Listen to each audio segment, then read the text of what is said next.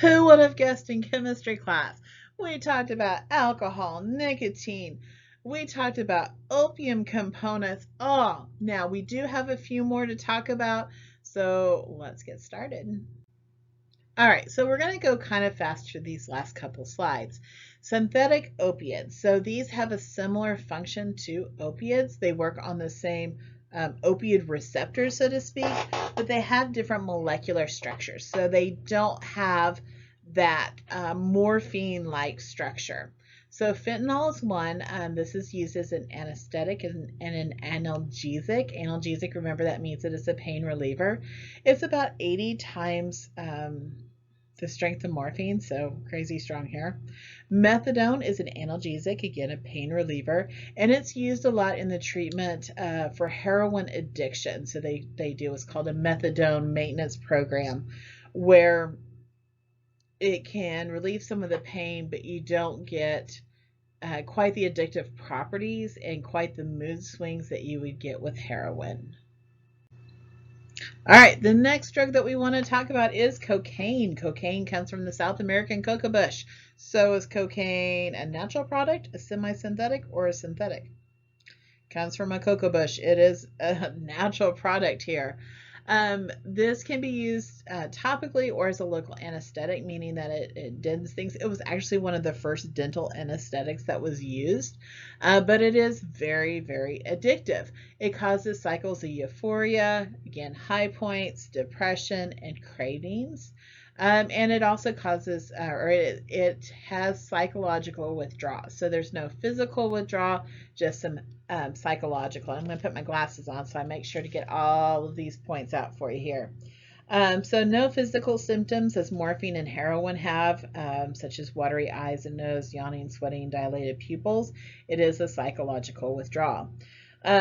Freud actually has some background in this particular area. So Freud used cocaine to treat patients, and what he did is he convinced his fellow physician, Karl Kohler, to try it. Kohler was addicted to morphine and was trying to break his habit, and then he became addicted to cocaine. In 1884, Kohler began using cocaine as an anesthetic for eyes. And within a year, another physician used it for dental operations. So it felt good after he came from the dentist. There are also some drugs that are also considered to be hallucinogens, meaning that they change your perception of reality.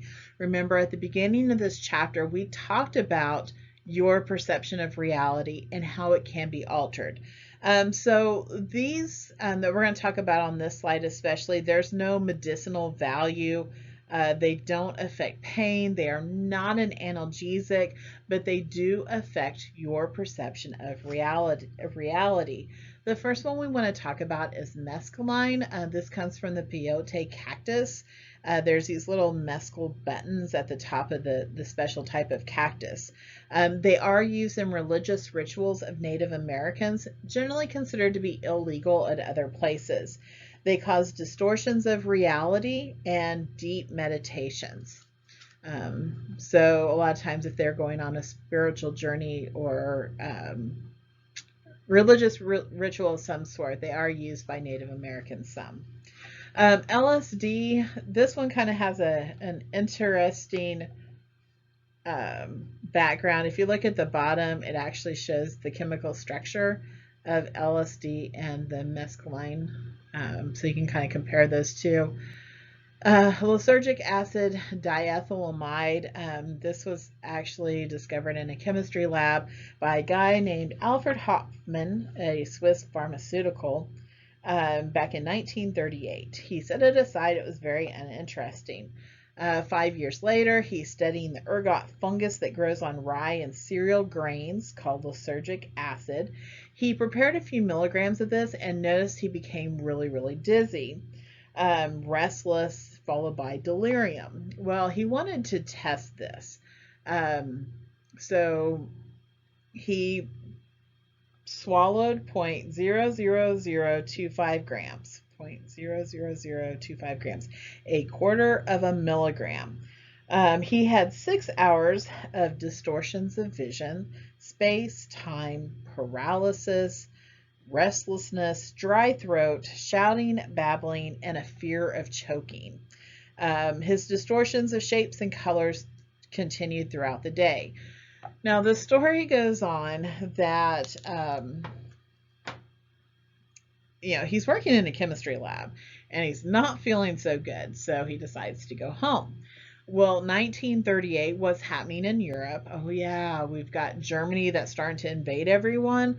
So, most of the vehicles have been appropriated for military use only. So, Hoffman gets on a bicycle and has these visions and distortions and everything else going on his bicycle ride home. So, if you ever hear of Bicycle Day, that is what it's referring to. And Bicycle Day, just in case you were curious, is April 19th. All right, one more class to talk about, and this is amphetamines. Amphetamines affect the way the nerves carry the message to your brain. They will raise pulse rates and your blood pressure, reduce fatigue and appetite, and temporarily suspend the desire to sleep. These are extremely, extremely addictive. A couple of different examples. They actually have the chemical structures down the bottom. Amphetamine is a chemical structure. It's the first one listed. And then we start making modifications to that. And that is how you get the different drugs in there. Adderall is a prescription medicine often used for patients with ADHD, your attention deficit hyperactive disorder. Adderall is abused a lot of times, especially when you get to the college level, as being a study aid. So someone decides they don't want to sleep, they want to stay up and study all night. Shouldn't do that, by the way. It's much better for your body just to go to sleep at night. But you will hear about this being abused. So that's Adderall. Speed, methamphetamine, meth. I've heard of meth before.